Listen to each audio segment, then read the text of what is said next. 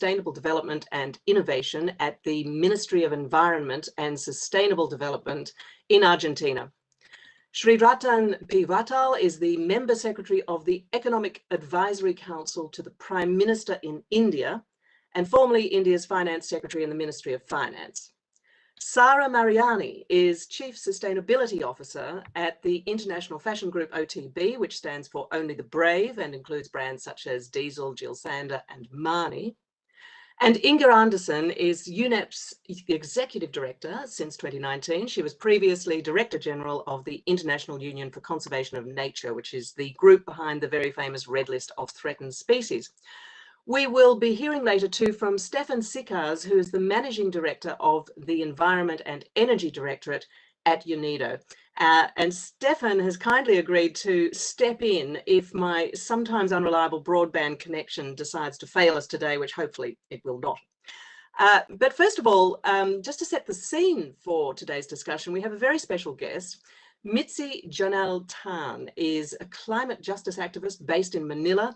She's the convener and international spokesperson of Youth Advocates for Climate Action Philippines, which is the equivalent of Fridays for Future in the Philippines. Mitzi, welcome. Everyone, thank you so much for having me. Well, it's great to see you. I just wonder if you can tell us a little bit about Fridays for Future now. It was obviously this extraordinarily successful international movement of school students, captured global attention by making the decision to skip Friday classes to demand more climate action from political leaders. But I'm just wondering what's happened to that movement during the pandemic? A lot of people were afraid that during the pandemic, where we all had to go online, the Fridays for Future movement or the Youth Global Climate Movement would lose its power because our powers was being out in the streets. But instead, we were able to learn, to adapt, to grow, and to connect with each other more globally. Suddenly, we didn't have to be limited to events where it would just be from people from our country or our region, because everything was online and there was this chance to connect with each other. And that is something that I think the world really has to learn from the youth climate movement, that when push comes to shove, you have to be able to adjust and to adapt and to connect with each other and to learn from each other. A lot of things have changed in this pandemic because we were able to connect with one another in the global north and the global south. We've been able to make our fight for climate justice a lot more intersectional, especially because I come from a country where we see the impacts of climate change firsthand. In the past 20 years, we've had the highest number of extreme weather events. I grew up afraid of drowning in my own bedroom and having to do my homework by the candlelight. So it's always been very clear to me that the climate crisis is already here. The youth global climate movement's narrative and what mainstream media is pushing now is that we still have a little bit of time left. We're running out of time. But the thing is, we're not running out of time. We're already out of time. And so with the recovery that has to be inclusive and sustainable, not just with the climate crisis, but also with the COVID pandemic, we have to remember that, like what the Youth Global Climate Movement did, where we connected with each other and united with each other, world leaders have to do that too. World leaders have to connect and unite with each other and with the people, because we're seeing that time and time again. We're seeing with these Green New Deals, with the way the COVID pandemic is being addressed, the people least responsible and the people most impacted are every time left behind and forgotten. Yeah. And so when we're thinking of a recovery, we have to keep these people in mind. Yeah, very good point. I just want to ask you also, people sometimes think of the student climate activist movement as being very much based in Europe and the US, other Western countries. What does it actually look like in the Philippines and other parts of Southeast Asia? It's a common misconception because of the way our society tends to listen more to the countries in the Western side of the world. So people call us voiceless and people reduce us to sad stories and statistics. But the thing is, we have a voice. We just need amplifying. We're just not heard. We're being silenced. And there is such a strong resistance in these countries because we're already so impacted by the climate crisis. There's a lot of community-led practices, and there's a lot of collaboration within the communities because we know that our governments these are also usually the same governments that are very oppressive, that silence their activists. So I have been called terrorist numerous times because calling for system change, not climate change, can fall under the definition of terrorism under our laws. And so that is the difference of climate activism here and climate activism in the West. It's not just, we're already impacted by the climate crisis, and we're not just afraid of climate change impacts, but also the political climate. Also, that risk of being silenced. And it's not just happening in the Philippines anymore, in the global South. Across the world, we're seeing more and more how environmental activism is being penalized and becoming more and more dangerous for activists. Right, right. That's very sobering, actually. Let me ask you, I mean, you're part of the first wave of school climate activists and strikers. Do you see a new generation coming after you? Definitely. And I would say that next generation is even more radical and even less compromising. And I think that's just the power of every younger generation. Every generation of youth is always the one that's going to be a lot less compromising, the one that won't give up on their future and on our present. And if we see in different historical moments of society, it's always been like that. The youth have always been a revolutionary generation, standing alongside the most marginalized sectors of society. And so this is just the latest wave of revolutions. And we're not going to wait until we're the adults and we're the ones that are in the positions for the world to change. We're saying things need to change now. When you say they seem more uncompromising, what evidence is there for that? What's a sign of that? I would say it's how, like, how do I say this about, okay, I've seen, like, as the older environmental NGOs get older, when I'm working with them, they're a lot more afraid to say the things that need to be said, such as, it's not just about a circular economy, it's about changing the way we view development, so that it's not so obsessed with everlasting growth and GDP, but rather the quality of people's lives. And for some reason, this is seen as radical. But to me, this is just the truth. This is just, why are we compromising on our lives if we're not willing to stick to a society, to a system that respects the planetary boundaries? And we're seeing how the people even younger than me, because I am 23, so there is a younger generation that's even more willing to speak out and even more willing to say the truth and not, I guess, fazed by that quote unquote politeness that we have to have as you get older. And I guess as kids, it's just like, this is the truth, this is the simple facts, this is how it should be. Okay, Mitzi, thanks so much. That's super interesting.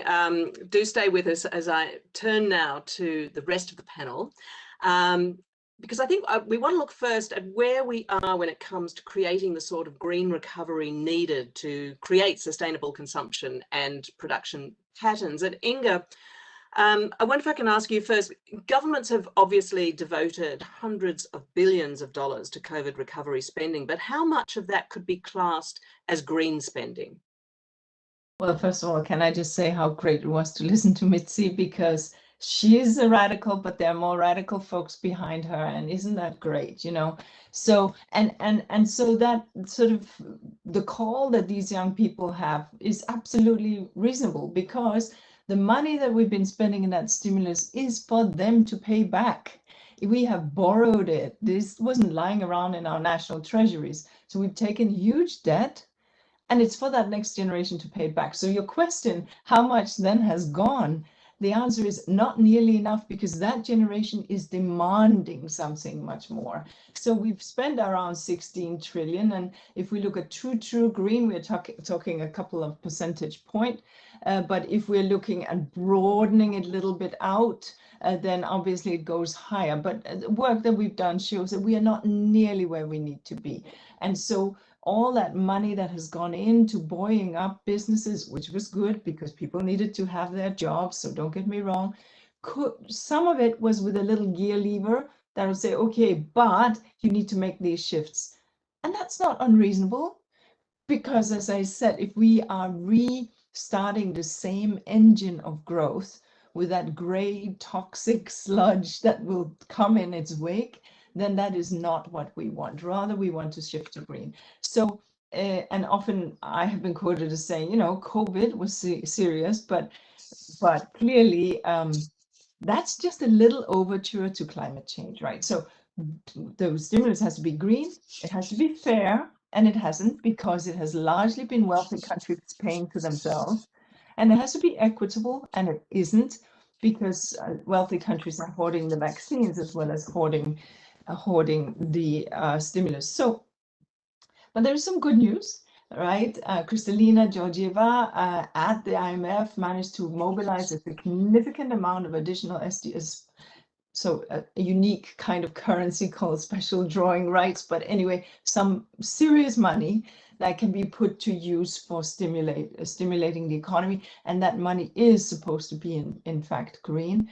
And that's $650 billion in these SDRs, which are more or less sort of dollars. Let's not get lost in the details. So that's really good. The Secretary General has spoken to making peace with nature being the existential issue of our times. And when we look at how, you know, what 3/4 of our land and 2/3 of our oceans are now impacted by our unsustainable footprint, our unsustainable consumption and production, well, then clearly what we need to do now is to decouple.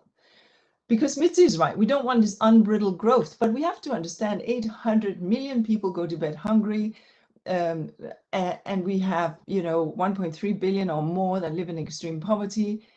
And either we need to share more equitably, which we do, as I said, but in some countries we do need to have growth to ensure that it can keep up with population demands and drive down poverty. So how do we have that growth in a decoupled manner that decarbonizes and that does not deforest? Right? So we need to sort of find that nature positive, non-carbon heavy, but nevertheless economic system. And that is where that SDG 12 that you alluded to in your intro comes in. Sustainable consumption and production, circularity, finding out and how we can do that. And if I know you need to move to the next, because of my next point will be very fast. As we are projecting our current growth, as we're projecting our current resource use, our material footprint, the stuff that we have in our lives, you know, is just ever heavier.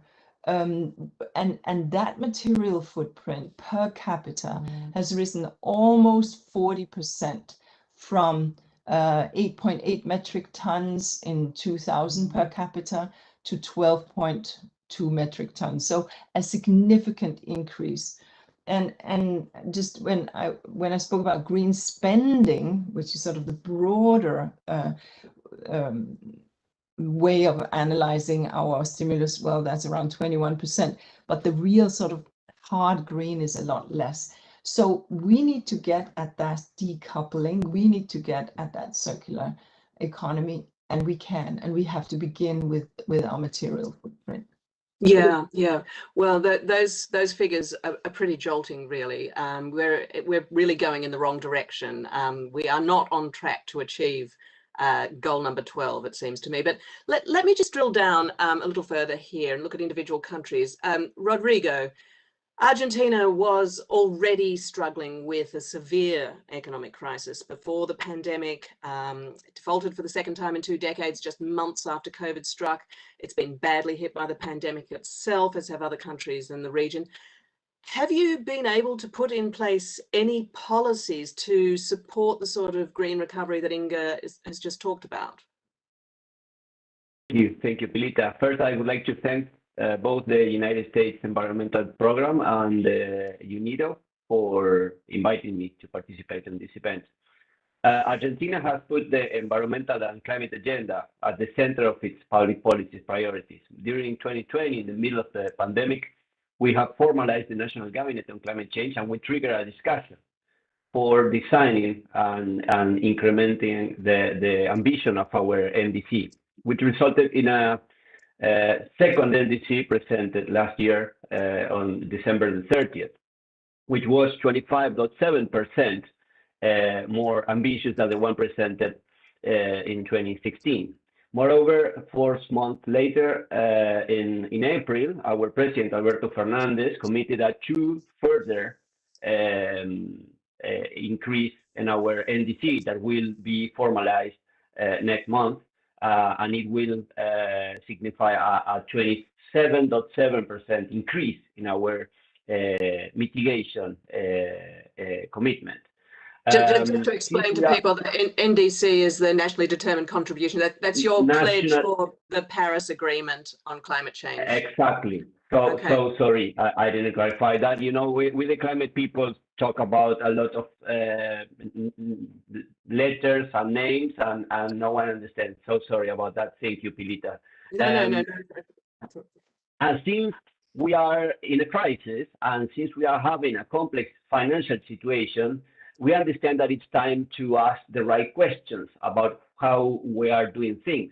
You know, because when you are in the middle of a growth stage, you are not thinking, you are just moving forward. So since we are in crisis, we understand that it's time to plan, and it's time to think together about our common future and our common home. And how do you know that you are asking the right questions? Well, I would say that the metric is easy. You are asking the right questions when they are uncomfortable and when they trigger serious debates. Last week, in my capacity of authority in environmental impact assessment, I have decided to condition the granting of environmental licenses for offshore oil and gas exploration in the Argentinian Sea to the design and preparation of a national plan on energy transition and decarbonization aligned with our nationally determined contributions. So you will still allow licenses, you are still going to issue licenses for new exploration? Exactly. We are not allowing new exploration and new exploitation until we have a clear path on how both the national government and the companies are being part of energy transition that is needed. We need to be coherent. We need to present things and issues in the right way to have honest and mature discussions on how to move forward. And we need to align our words with our actions.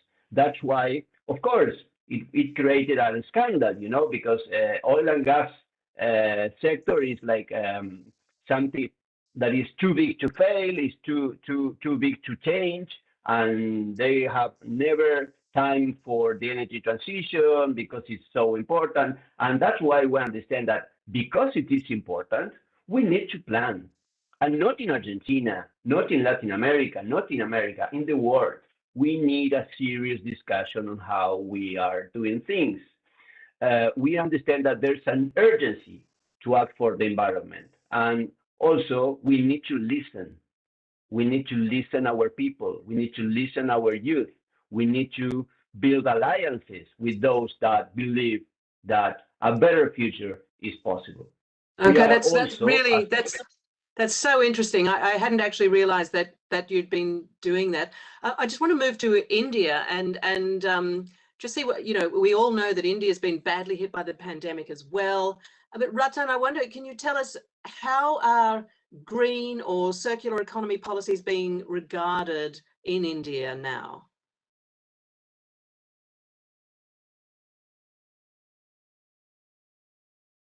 I think you may be on mute, perhaps.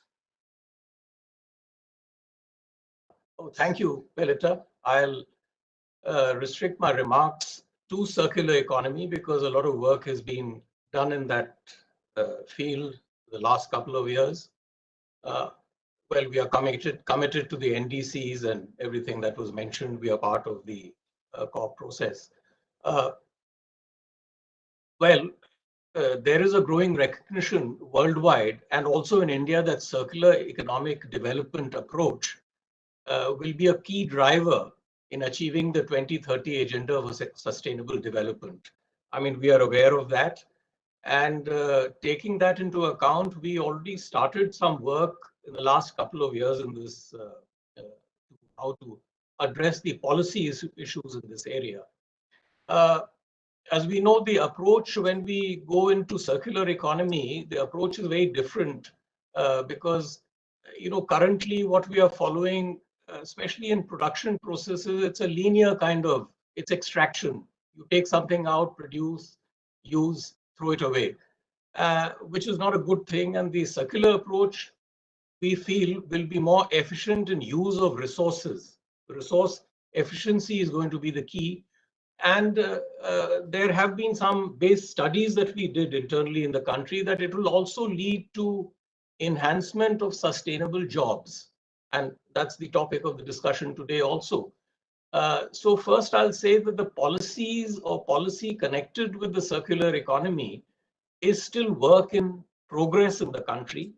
We have gone quite far, but the guidelines and the final national policy is still not on the table, but I think it should be there soon.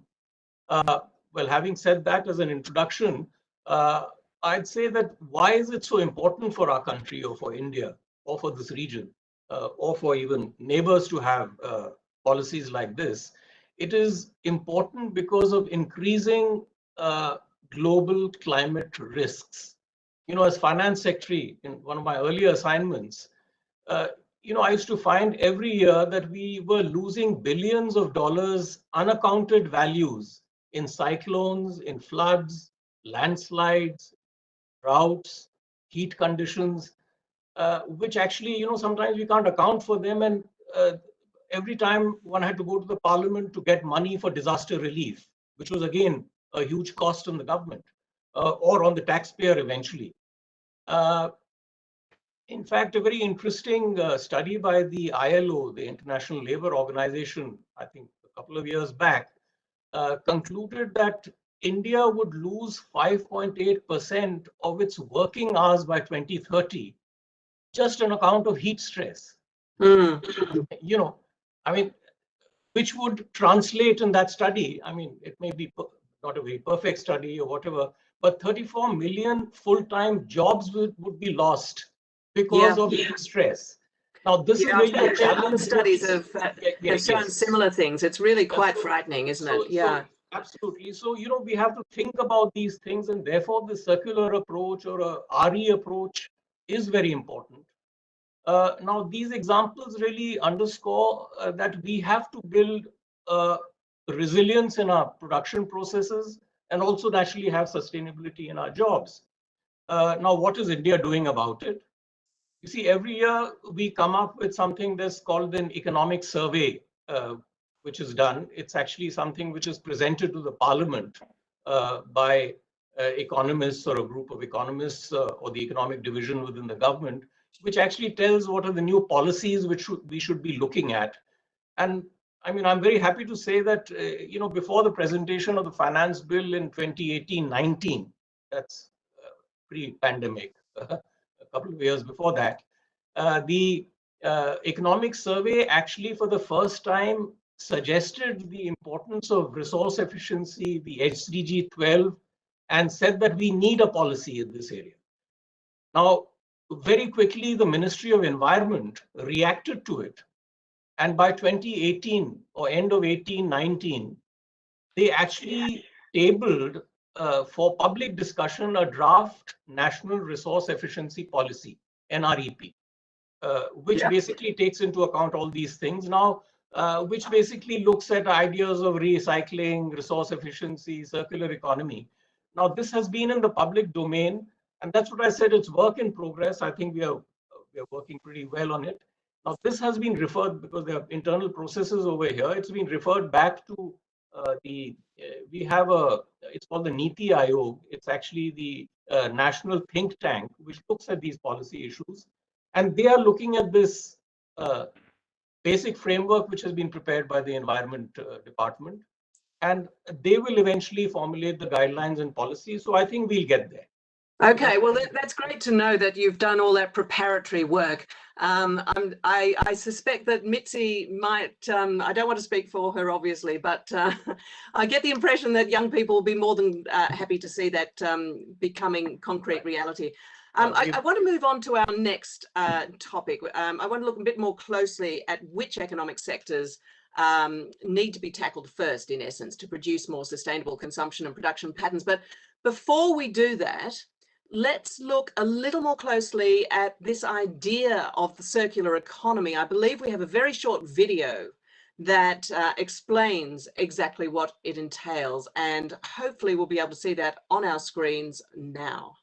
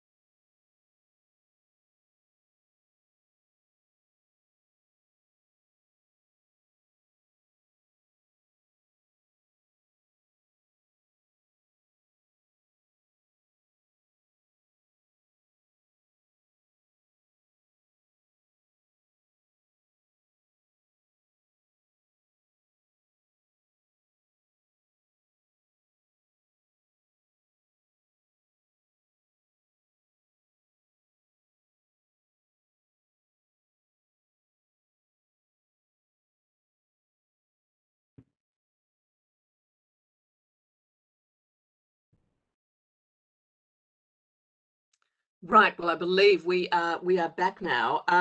Sarah, I want to turn to you now. That video, I think, succinctly explains pretty much what a circular economy might entail. And OTB, your business, says that you aim to significantly contribute to the creation of a new fashion system that's rooted in durability, traceability, and circularity. What does that mean exactly? And can you actually make clothes more durable and more reusable and still make a profit? Thank you, Plito. Thank you, everyone, for having us.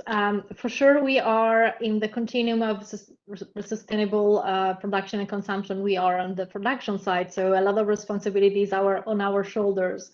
Regarding circular economy, actually, yesterday we launched our corporate sustainability strategy that has 3 pillars, and the central one, the core one, which is what we do, is called the new fashion system, which is one we want to aim and what we want to do. So for sure, durability is a very important, because it's also important for the consumer to have clothing if they choose, they can wear for longer, because there is an obsolescence also in the clothing industry that we want to avoid. But the circularity, the circular economy is actually where we see a lot of potential, because then it's where you tie in the economic interest of the business and the growth that you need to provide also to the people working for the business and all along the supply chain, with a new innovation and actually new techniques that allow us to then create value at every step of the product and try to salvage as much value as we can.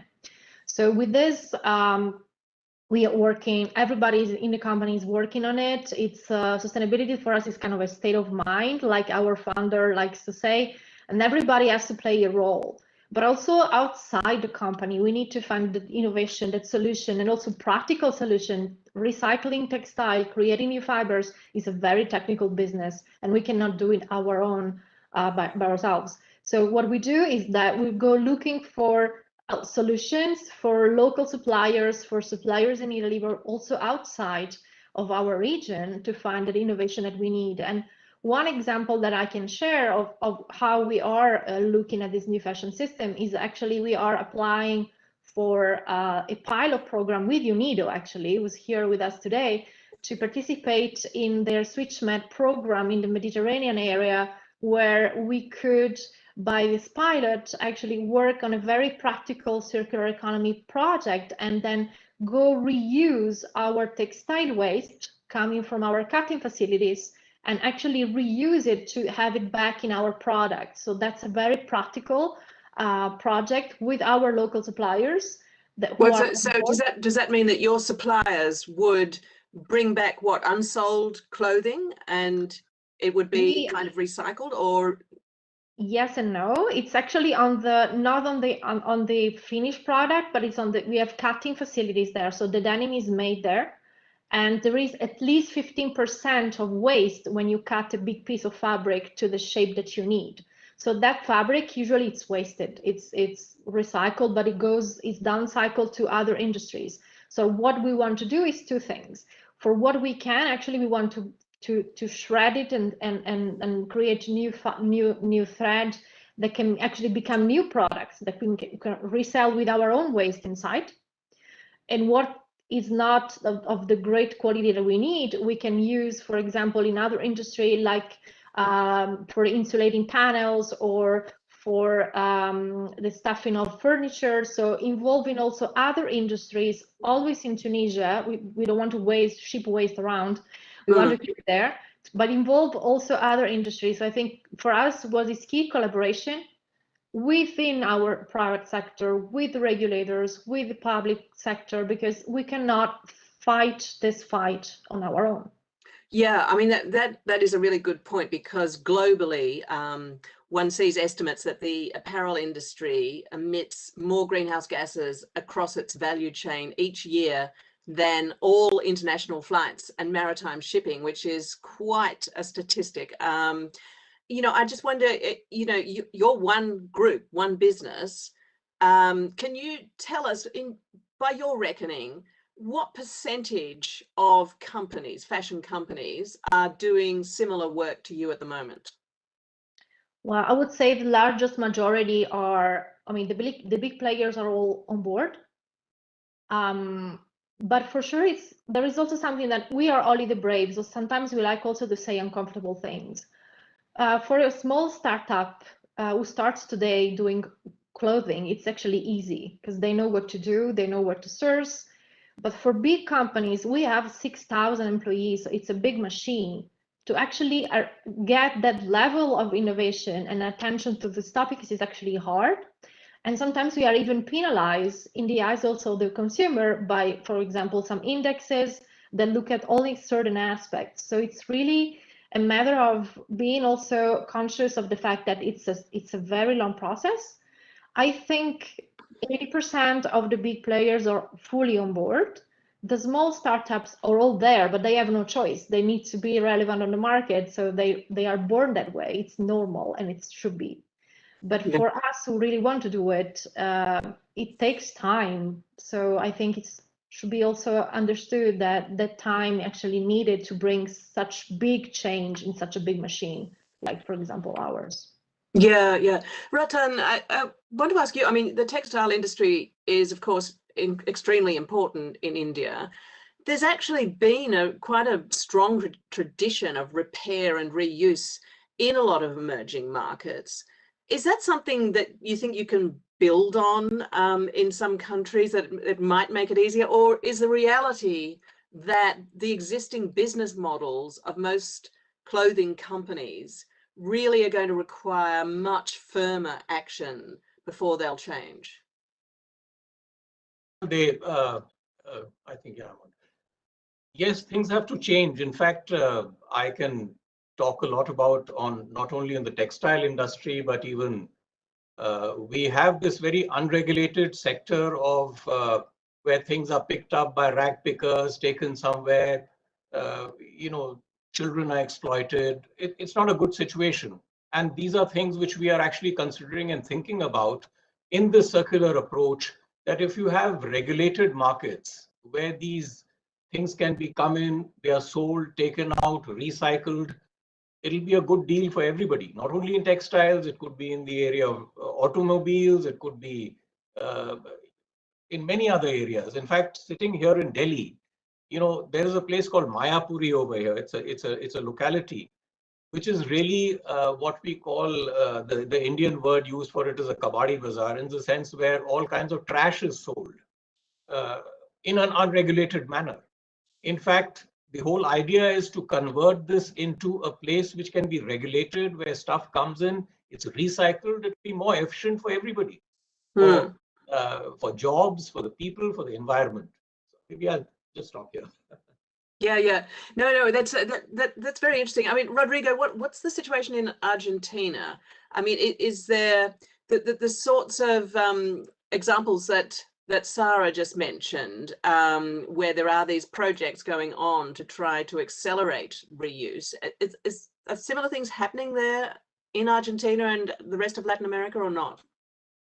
Yes, I think that there are many initiatives in the region. We are working on a sustainable consumption and production plan at the national level with the technical support of UNEP, the regional office, and we are working very well. And we are having discussions with a lot of sectors.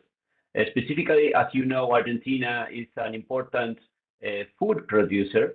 And as you know, 30% approximately of our food is lost in waste or loss. And that is a scandal. And we have a lot to improve in terms of efficiency from the food sector and the agricultural sector. So every single private sector chamber that is working on the food production is working on resource efficiency, energy efficiency, specifically the use of water, and of course to promote the resource efficiency agenda, which is one of the topics that we are maybe we did not positioned yet at the international arena. Argentina is both co-chairing the 10-year framework on program for sustainable consumption and production. SCP 12 has an incredible potential for improving the whole SDG package. It's linked to almost every one of our SDGs, and also we are part of the steering committee of the International Resource Panel. And we need to be clear that we not only are facing a crisis in terms of biodiversity loss, climate change, pollution, but in terms of resource scarcity. So in that regard, increasing the efficiency of the food production system is key, and that is our main goal at this moment. We have a great potential on that regard, and we are working with the private sector with very good experiences to share. Okay. I do want to look a little more closely at concrete actions that are being taken. But Mitzi, can I ask you first, just as you've been listening to people talking about the work that is going on around the world, in India, in Latin America, in Argentina, to try to promote more circular economy patterns. What are you thinking? What's going through your mind as you're listening to this discussion? I guess it's the same that goes through my mind when I'm listening to anyone speaking in climate conferences and in the webinars and speeches. I hear these wonderful words and these wonderful plans, but I'm not seeing any concrete actions. I'm not seeing the action that's needed fast enough. As Inga mentioned, the global north has to focus on that, on stopping emissions, and the global south countries have to focus on adaptation and developing and addressing all these issues. And I'm not seeing that global collaboration that we need, that distribution, that equitable distribution that needs to be done for the people most marginalized and impacted to be supported and to not be left behind. And every time world leaders congratulate themselves and pat themselves on the back and say, yay, net zero by 2050 or 2040 or whatever, I ask, where are the plans? Where are the actions? Or are you relying on technology that doesn't even exist yet? Are you still relying on the exploitation and the, in fact, colonization of countries in the global south when you plan these things? So when people say these words, I say, where is the action? Where is the plans? Where is the change? Yeah. Okay. Well, that's what I want to just concentrate on for the next 5 minutes or so. And Inga, you know, I mean, this has been a common refrain in for many, many years when it comes to climate policy discussions, and indeed broader ones on the triple planetary crisis that I mentioned at the start there, when it comes to actually trying to do something about biodiversity loss and pollution as well as climate change and making that inclusive. You know, if you could click your fingers now, Inga, and make just one or two things happen globally, what would they be? Well, I think governments would set the guardrails. Let's face it, things don't happen automatically by goodwill and niceness. Governments legislate on something, you shall pay taxes, kids go to school, that road will be built. You know, this happens because we elected people into our governments that are going to do these things. So it starts with us, we vote, and we take the environment with us, not just our pocketbook, into the voting booth. And we select people. It's not a right or left issue. It is an issue of good policies and understanding. We are informed, like Mitzi says. We understand. So there is a government guardrails.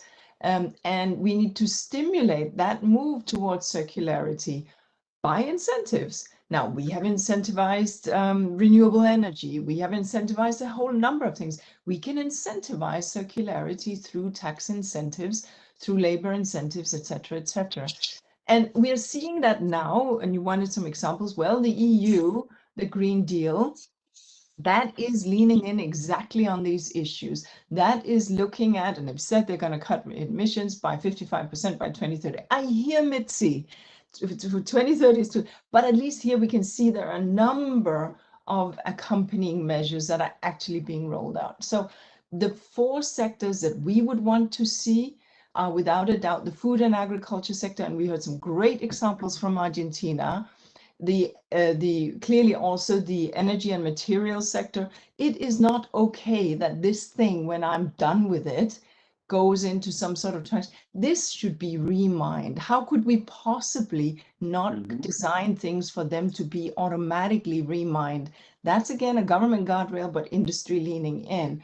And then the 3rd sector, health and well-being, clearly very, very important as well. So food and agriculture, energy and materials, health and well-being, sorry, these sectors are critical. And they represent about 60% of the real economy. So if we were to shift that and shift it towards sustainability with clean energy, sustainable land use, and the thing is, this is not impossible. We are seeing pockets of this by great enterprise, by civil society pushing, or by government leadership. But we need to see that in concert, in accord. Then not only is it job rich, we know that there are many more jobs in the renewable energy sector, for example, than there is in the petrochemical sector, as an example. There are many more jobs in the circularity than there is in make, take, and waste. So there are some real opportunities here. And so when I hear what Sara Mariani is doing, you know, this is exactly the kind of innovation that business can bring in. Yes, when you cut something, there's waste. But do we need to downcycle or could we upcycle? And it's that kind of, how can we make that the norm to an extent? Yes, you have the visionary leadership that we heard from Sarah, but we also have to have the governments. And if we do that, then really we can begin to deal with that. The final point is, sorry, building and construction, which I overlooked when I was talking about the 4 sectors. I was trying to remember the 4th. Building and construction, huge environmental footprint, right? So which city would you rather live in? One with a lot of sprawl and long distances and spaghetti junction, or a nice, dense, livable, green neighborhood, 10-minute city where everything is reachable? It's definitely the latter. And the good thing is that that latter city is also the less energy intensive city, the more efficient city, And if we then legislate, because remember, we're building the equivalent of the footprint of one Paris every week in new building. If we legislate that those kind of new buildings are built with circularity in mind, are built with remined concrete, remined steel, etc., from other destroyed and torn down infrastructure, then we can really get somewhere. Government regulation, smart voting, and smart demands from the public, and smart entrepreneurial leaning in by the business sector. Yeah, That's what we need to do. I mean, in some senses, even though climate change is a horribly complicated and difficult problem, it's in some ways easy to measure. We can measure more or less accurately the level of carbon emissions each year, and we know broadly if they're going up, down, staying stable. When it comes to trying to change consumption and production patterns, it's I think, much more difficult scenario to try to measure. And I wonder if you think that in the same way that we have increasing support just from the G20 the other day, in fact, for carbon pricing, that we need to start thinking about taxing or pricing natural resource extraction, because otherwise what is actually going to work at a global level rapidly enough to prevent the sort of biodiversity loss and the incredibly dangerous pollution levels that we're seeing in many countries? What else can be done apart from that in some ways? I mean, again, global inequity, and Mitzi picked that up again, comes into it, because we need to understand that those countries that are doing the heaviest resource extraction are often also very poor, and they're relying on this. So in that global transition, it's a little bit like the climate inequity and climate inequality. We need to understand that those countries that are mining today, because this is their mainstay of the economy, and exporting this to you and I so that we can do all this wasteful consumption, they are very reliant on that. So in making that transition, we need to think about that. But yes, we obviously need to have a much greater understanding of that footprint that we are bringing in on resources. Will it mean a national taxation, a local or global? I think it'll take us a long time to get to the global level. We've been spending 27 years, because we skipped a year, not getting a price on carbon. So I'm not sure that we have so much time to spend talking about a price on resources. But the issue is that countries know that this is unsustainable. And as we're seeing the plastics crisis, as we're seeing the waste and pollution crisis, I think that the more we understand that this is affecting our health and our children's health and our disease incidences and prevalences, the more people will be demanding this. People don't want to live in the soup of toxic sludge. And if COVID has taught us anything, it is that. Yeah. I mean, Rodrigo, Inga makes some really very important points there about the way to make these sorts of policies inclusive, and the way to make them work in the countries where natural resource extraction is incredibly important for the economy. Do you think that, even though we can see theoretically that a circular economy can create inclusive green jobs, do you think that there's been enough work done so far to really persuade people that that's actually possible? Or is there still a sense really that it's an either-or choice at the moment? Thank you. I think that Inga's words were really insightful, and I was thinking about incentives and states as the protagonist for the change. And we need better politicians. And how we have better politicians? With better demands from the citizens. Because as Inga said, we need people thinking when they vote, and we need people demanding to our politicians, okay, what are you doing in terms of circular economy, climate change, and that? That's why we understand that we don't need to persuade people. We need to educate people. Our main effort last year was to promote a national environmental education law. It should be mandatory that everyone at every single level today start having education on ecosystem, on ecology. It's crazy. It's mandatory to know about our constitution, but know how nature works and what is our role in terms of our relation with nature. So definitely, once people get that consciousness, start demanding something, and it starts a change that is impossible to stop.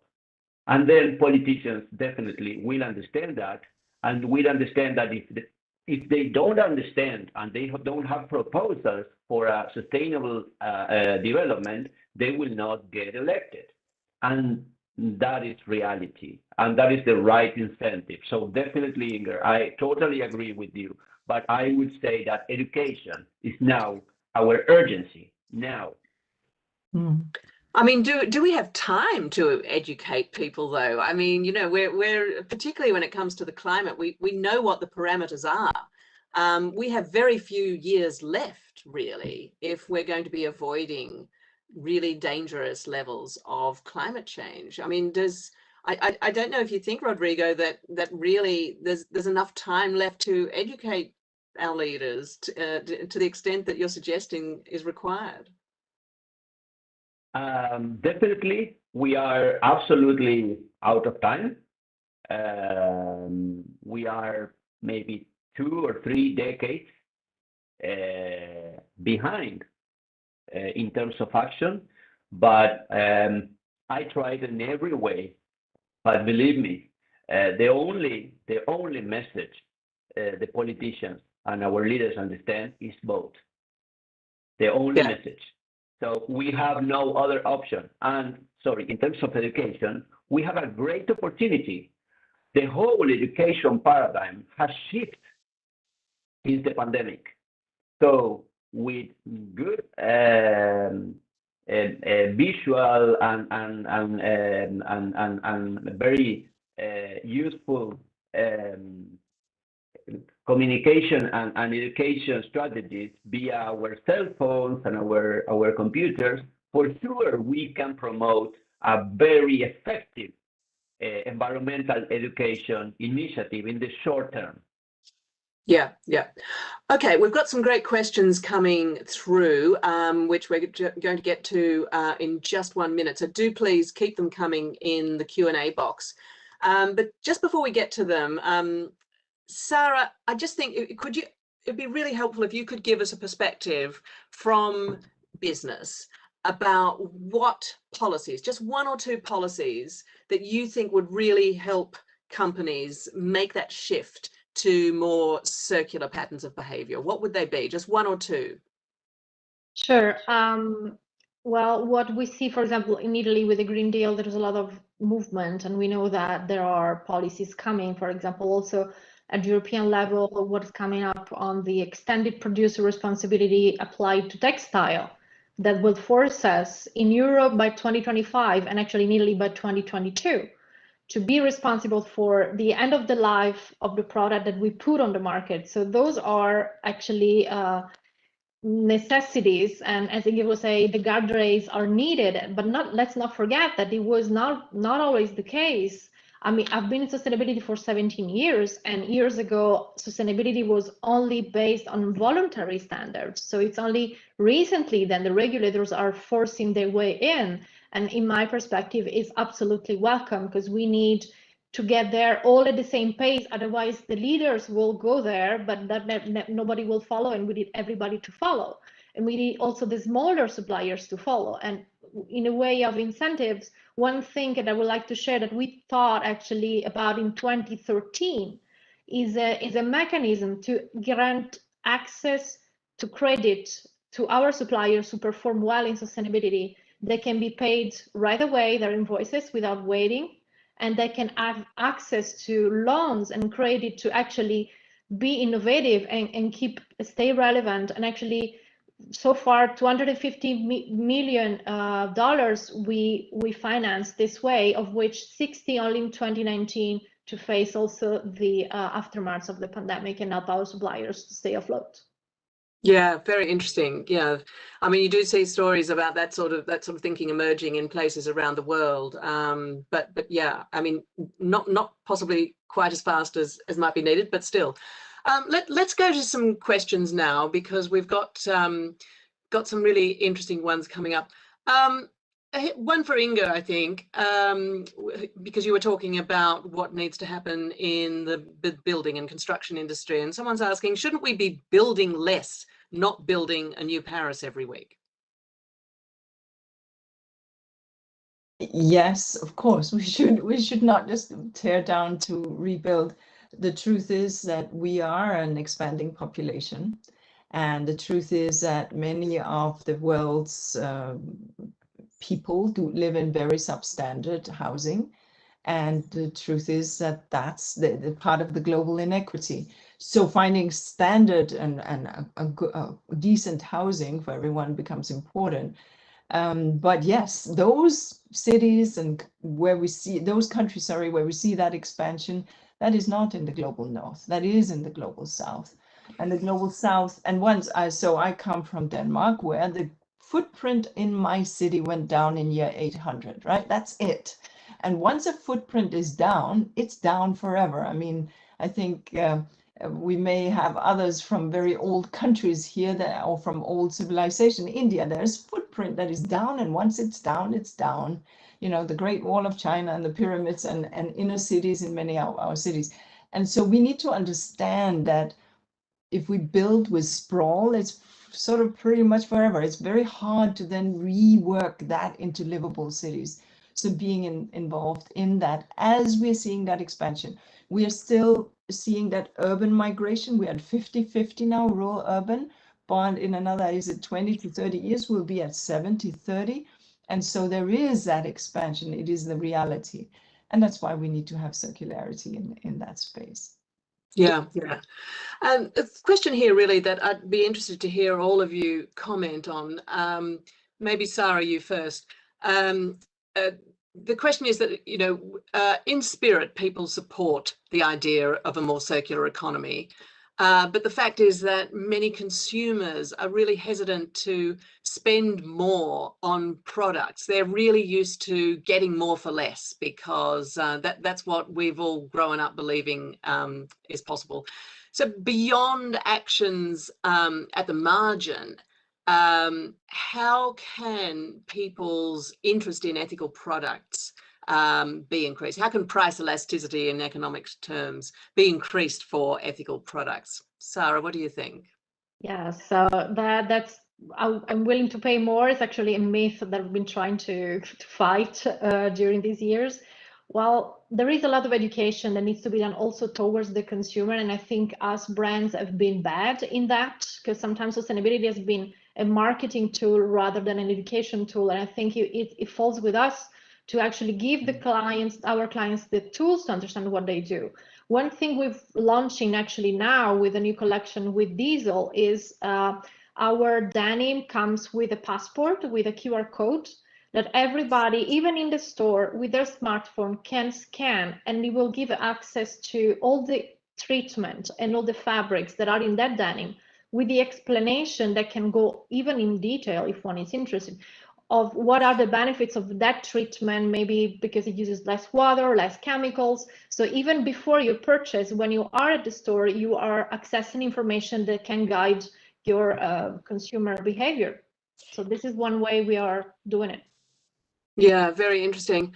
Ratan, same question for you, really. I mean, how is it possible to make people or to persuade people that buying ethical products is not just something that's nice to do, but is actually going to be good value? Yes, it will be. You know, I'll tell you the way governments act, and I see there are some questions which have come up also on the side. There are really two instruments that a government uses essentially for promoting good policy. One is fiscal. It could be through taxation or a subsidy. It could be through legislation, through a law. Now, both of these are basically derivatives of a good policy. So first you have to have the right policy, the right perspective. Of course, as was mentioned, maybe there should be good politicians or good leaders who should drive that. But once you have a good policy, then you can have these two instruments. It's being done all the time. Now, I'll try to give an example. In fact, there were some departmental groups I worked with, and we identified actually 4 areas on which a lot of work was done in India. This was the steel sector, the aluminium, recycling, electronic waste, and construction and demolition. I mean, waste, which is urban waste, because I know even in India, we believe in the next 10 years, we'll be 50% urban. So all these issues have to be addressed. Now, just take a look at electronic waste, which is, India is a huge consumer of, they were showing telephones, and, computers, and where will all this go? So there is something called the Global E-Waste Monitor. It's an international body which actually monitors where electronic waste is going. And it is estimated that in India, it was the 5th largest producer of electronic waste, and it was generating 2 million metric tons of e-waste in 2016. It's a huge amount, but it is also seen that this is a huge store of value. I mean, it's a raw material from which 55 billion euro can be mined if it's properly regulated and taken out. I mean, there's a huge potential in this. So it's not a question of telling the consumer it's good to, do it because it's good. I think it makes economic sense if we were just to have the right kind of incentives, which I mean fiscal incentives, the right kind of legal framework. You will find that this market will start working. I mean, you can have, why should I throw away let's say my iPhone today? If I use it, I throw it away. And well, India, we have a system where you go to a small shop, they redo it. Now, I was thinking, and I've been discussing it with some of the hardware industry guys, that just like you have these BPOs, these these back offices which do IT software, you can have a huge service industry coming up where thousands of people can be employed, where they actually just, as they say, renew your old products and give it back to you for a value. I mean, it will be a huge saving in the system. So, there'll be new business models which will come up. But as I said, all this comes out of good policy, then eventually implemented through proper legislation or subordinate legislation, and perhaps good incentives of taxation or subsidies. So it's a combination of all. Yeah, I mean, it's the taxation and the subsidies and the government measures required to do this that are really, as a number of questioners are making this point, that's the challenge, is actually getting these things in place. I mean, actually, as we're speaking today, the EU is unveiling its Fit for 55 package. And one of the key measures in that is what they call a CBAM, a carbon border adjustment mechanism. It's a climate levy that's going to be imposed on goods coming in from countries that don't have as progressive climate policies as EU businesses face. And I just wonder, Rodrigo, from your perspective, do these sorts of measures sometimes, they're being done for completely understandable reasons in places like the EU, but do they sometimes complicate the broader global effort to make these green climate, circular economy policies as inclusive as they need to be? Well, as you may know, G77 countries, we are very reluctant about the word green, since there is no conventional definition on what green means. But we all agreed about sustainable development, since it is a balance between social, economic, and environmental matter. Definitely, we need to strengthen the environmental dimension. But if it's going to be something that will promote and increase inequalities, and it affects commercial justice, I can assure that it will not be helpful for building the right consensus in order to find a new fraternity, global fraternity, to move forward. On that regard, I would say that we also need to talk about the ecological debt. One specific example, in the northern area of Argentina, using our the natural capital value mechanisms promoted by the UN, we have showed that we have ecosystem services valued on $4.1 trillion a year. $4.1 trillion a year in terms of biodiversity, water, climate change, and all of that. We are using also OECD guidelines. So definitely we need to incorporate environment into the economic equation. It's very useful to read Values, the book from Mark Carney, the special envoy on climate for finance of the COP26. Definitely, we need to think again what remains valuable in the pandemic, because in the last 18 months, I was not thinking about changing my cell phone. I was thinking about giving a hug to someone, having contact with nature, being able to walk in the street and have the capacity to travel to a nice lake and be in contact with nature. So it's time to think again what we are doing. Definitely, I would say that promoting unilaterally extra burdens for developing countries and affect commercial justice will not be helpful at all to build the needed consensus for a better future. Okay. Another question here, Inga, I think you may be perhaps well placed to have a look at answering this. Where in the world is there a participatory process being undertaken where representatives of all sectors of the economy and society are brought together to cooperatively figure out what would be needed to transition to a fully circular economy across both supply and value chains? I mean, that's a big question, but I thought, if anybody may have a clue, it might be you. Look, there's sort of interesting examples from here and there, and one always has to be very careful. You mentioned one country, and then why didn't you mention another 192? But, let me just start in a place like Costa Rica, because it's been a sustained long period. Now, it is a small country. This is not India. This is a very small country. So all the exceptions are there, right? This is not Argentina. I'm just thinking of who we have in this meeting. But Costa Rica, what have they done, small as it may be?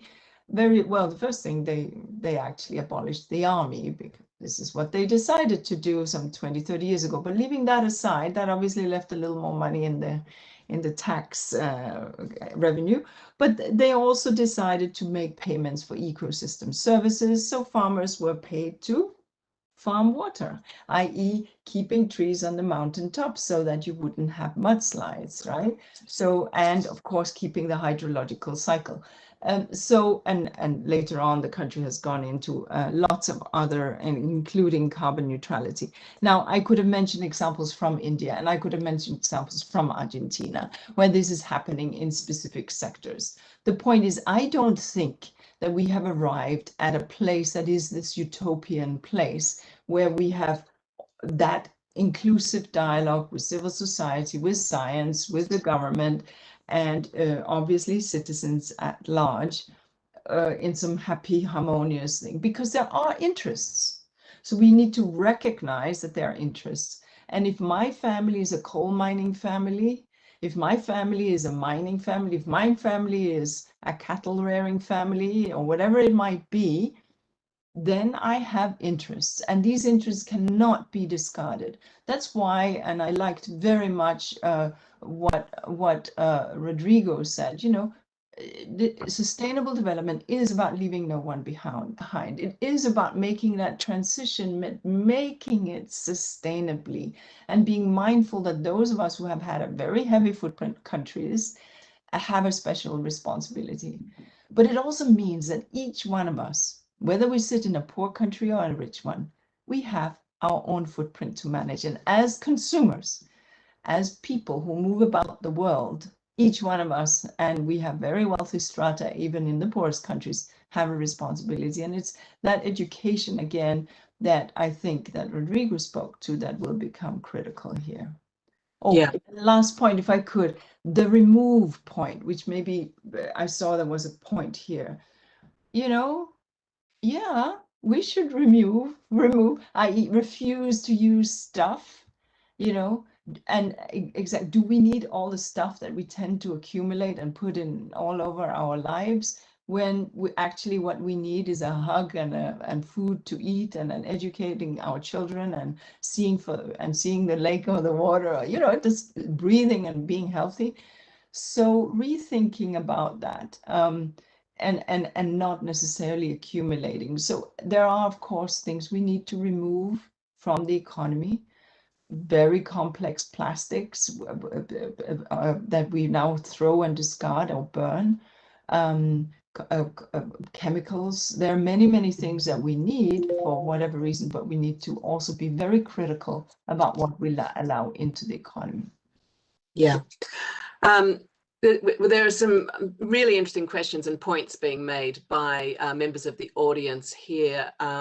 Just to some of the points that you've all raised here. One person is saying that many people still regard environmental and circular economy policy and investing in nature as being kind of separate from socioeconomic growth actions. And, you know, could we ever imagine, for example, a merger between ministries of finance and ministries of the environment? And I guess that, you know, it seems like, you know, one good thing that's happened in that direction over the last year is that actually, you know, in Washington, D.C., the Biden administration is actually trying to introduce this whole of government approach to climate change in particular, and other things. So I think we are starting to see that sort of thing happening. Unfortunately, we are getting very close to being out of time. So I am now going to call on Stefan Sickers, the Managing Director of the Environment and Energy Directorate at UNEDO, who's been sitting quietly in amongst, taking part in a lot of other very important things today. Stefan, thanks so much for waiting now. I just wonder if you could give us an assessment of what you've been able to hear of the discussion so far, and what sort of steps are needed to accelerate circular economy patterns from UNEDO's point of view. Well, thank you so much, Peter. It has been such an enriching discussion today and so fascinating to listen. I was, of course, extremely tempted many times to just jump in, but now I have my opportunity. So what is the issue here? Well, we want to be economical with our resources because we want to ensure their availability for what in the end are societal needs, whether it's clothing, buildings, food. And we want to avoid the side effects of the overuse of resources, in particular for the climate, but also for waste, for pollution, for biodiversity. So Mitzi asked us to call the facts as they are. Well, fact is, in my view, that we have a circular economy, a way to be resource efficient, help the climate, reduce pollution, and also reduce our impact on biodiversity. All of these are global challenges, and they need global answers. Fact is that government action alone will not solve the problem because the governments do not have sufficient means, they might not have the right means, and at least on the technical side, I would say they also do not have the right ideas. Fact is that for a very large part of the world, environment enforcement is an issue. Nice and shiny agreements have no impact if they are not being enforced. And this is a serious problem for many governments, in particular in developing countries. If you find a way creating an economic incentive for people to do the right thing for the environment, you can sidestep to some degree the limitations of enforcement. And Ratan has just a few minutes ago highlighted exactly that point. There is money in circular economy, so people are interested doing it. So I like circular economy because it looks like it is possible, it is realistic to generate a huge positive impact on the environment. And because it's good for the economy, it can be made to be good for the people, to create decent and sustainable jobs and wealth, to create resilience to the economy, which in the end feeds all of us every day.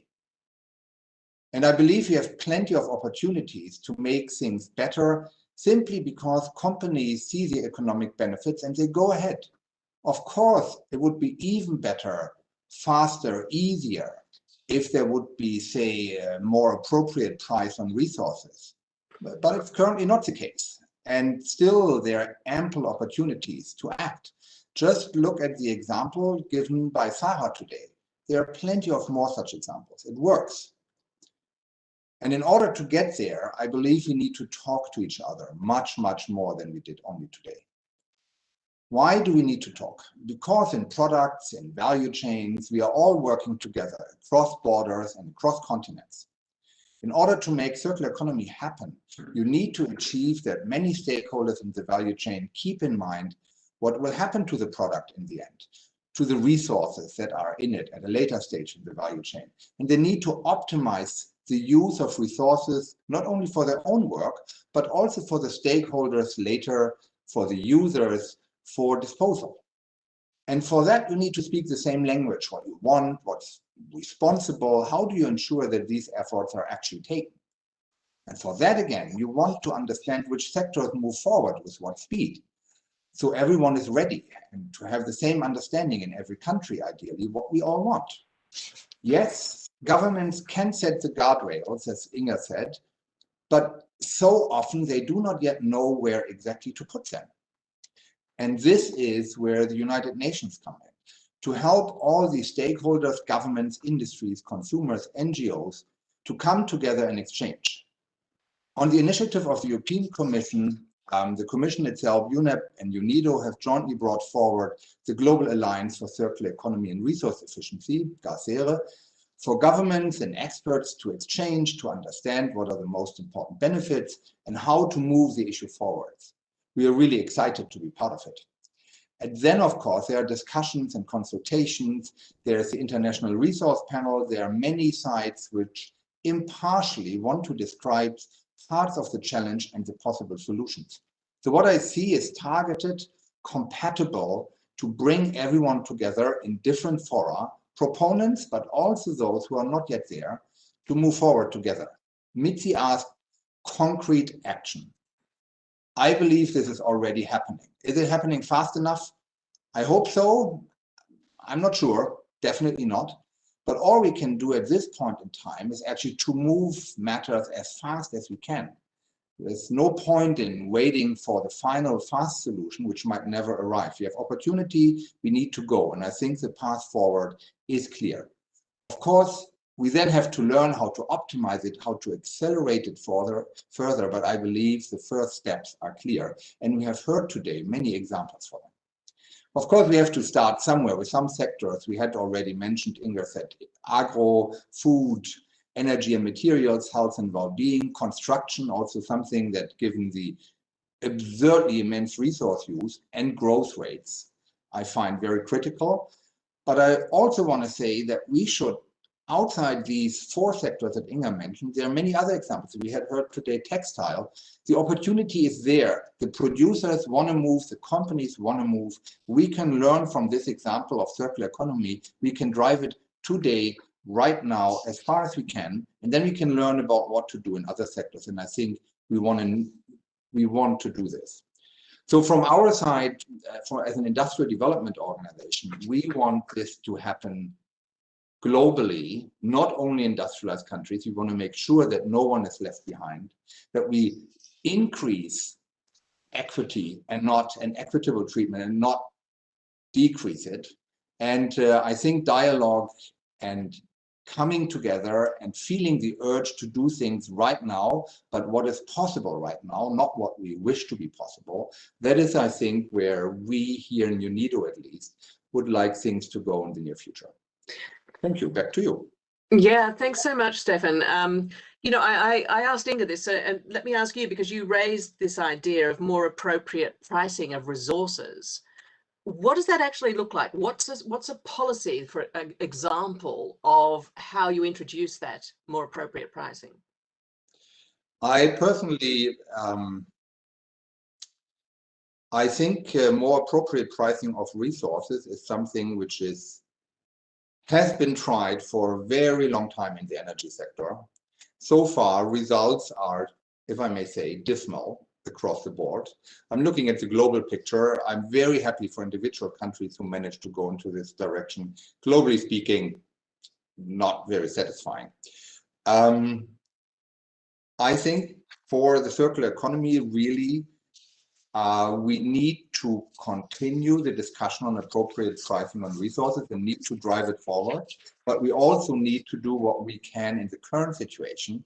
We do not, for many, many steps, the advantages are there, economic advantage of epic proportions without repricing of resources.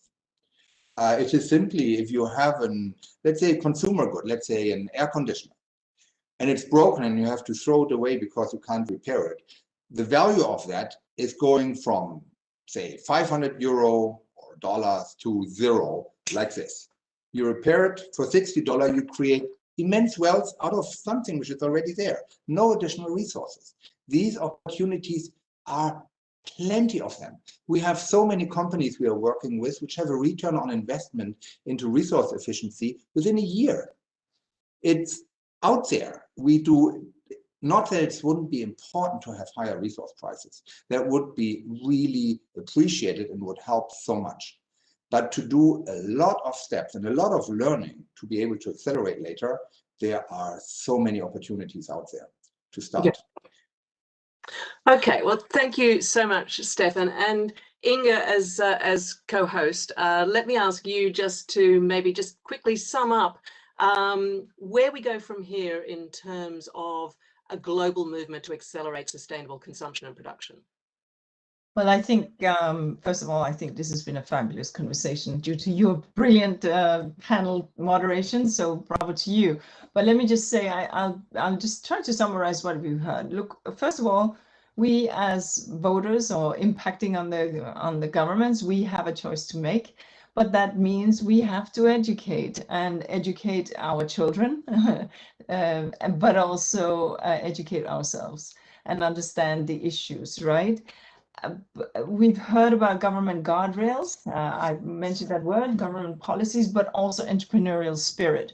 We've heard about inequity and making sure that we leave no one behind. We heard very well from the distinguished speaker from India about the imperatives of ensuring that we use the levers that government policies have at hand to make smart policies. And then I think, so where do we go from here? We inform, we use the science that we already have, whether it be from the IPCC, from IPBES, from the IRP, from the Chemical Outlook, from all of that, which tells us that the three planetary crises, the crisis that you started with as you opened up, crisis of climate, crisis of biodiversity and nature, and the crisis of pollution and waste, driven by our unsustainable consumption and production. The only way to get at solving them is to drive into these policies. And yes, by all means, all sectors, as Stefan mentioned, but let's start with the four big, bulky sectors that have the primary impact on the footprint. That's what we need to do. And the smart thing is to do this in partnerships. We at UNEP have the privilege of being small and nifty, so sort of nimble was the word I wanted to use. So we are just privileged to partner with so many, including our good friends, obviously, at UNIDO. And that kind of partnership drives with industry, as well as with the private sector, with the finance sector, as well as obviously with governments and with youth and activists and entrepreneurs, can really make something happen. In the UNEP-FI, the financial initiatives, the Principles for Responsible Banking now has $46 trillion of assets signed up under management. I can hear Mitzi telling me that this is not fast enough, and she will be right. But you've got to start with where the money is and start by shifting that. The interesting part, and you mentioned, well, this thing about finance and environment. the more and the sooner finance ministers begin to recognize that environment is an asset class that they need to manage and understand, and degrading that environment degrades economic performance of the country. The more they understand that, the better we will be, and treating it as an asset class and understanding that taking care of it is part and parcel. So bottom line, in the commitments that these countries have made to the conventions, they've not made it for the principles alone, they made it also out of self-interest. And so delivering on that for the next generation will matter. So let me just, on behalf of everyone, thank Rodrigo Rodriguez-Tonquist. It was a pleasure. Mr. Sriratan Vatal, thank you so much for you. Ms. Sarah Mariani, it was a real pleasure. Of course, my colleague Stefan Sikars and Mitzi Joel Tan, but also very much you, Pilita Clark from the Financial Times, from UNEP and from UNIDO. It has been such a pleasure to be with you. Thank you. Well, thank you so much. And just let me say thank you from my perspective as well. It's just been so interesting to hear so many different ideas from around the world. And not just concentrating on the very, very well-known, unfortunately, problems that we have in this area, but it's been really good to hear from India, from Argentina, Ratan and Rodrigo, these ideas for actually being able to introduce a measure of profitable activity, which the Financial Times were always interested in, when it comes to actually solving these problems, is one way I think that it really needs to be encouraged and highlighted. So I'm glad this event has been able to do that. I'm really also grateful to Sarah for talking about these measures, for example, for introducing systems that can essentially enhance credit for companies that are doing the right thing in this area. You know, I think we really do need to see a lot more of that. It's great to know that it's going on. And I think Rodrigo's points about what Argentina, in the midst of all of its woes, is doing to try to rethink fossil fuel exploration really should stand as a lesson to a lot of other countries that are not in such, that aren't facing the sort of economic and financial constraints that Argentina is. That it's possible to make this action. But as Inga just said, you know, I'm very aware, as I say all of this, of the points that Mitzi made right at the beginning, that, you know, we have all, I think, have been covering this area or been involved in thinking about these problems for many years. We know that change has been happening far too slowly. And I think that groups like Fridays for Future and other environmental groups that were often dismissed as being a bit too out there and a bit too radical, you know, really that message, I think, is not anymore. So I think that's the message is not, but as Mitzi said, you know, the actions we're still waiting to see in many cases. However, let me just say a huge thank you again, and thanks to some terrific questions and observations from the audience. I'm going to close there, and thank you very much to all.